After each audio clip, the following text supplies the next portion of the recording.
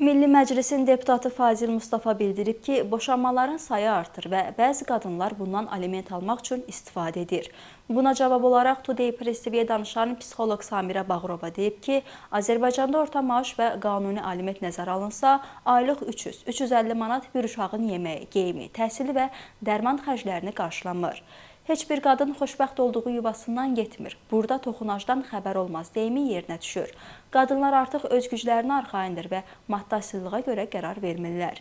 Əgər bir qadın sırf bu məqsədlə boşanırsa, demək ki, kişi maddi cəhətdən ailəni sıxıntıda saxlayır və üstəlik qısqanclıq səbəbindən xanımını işləməyə icazə vermir, deyə psixoloq əlavə edib. O həmçinin qeyd edib ki, bugünün qadını maddi çətinliyi, kişinin əlinə baxmağı, şiddət və təhqiri qəbul etmir.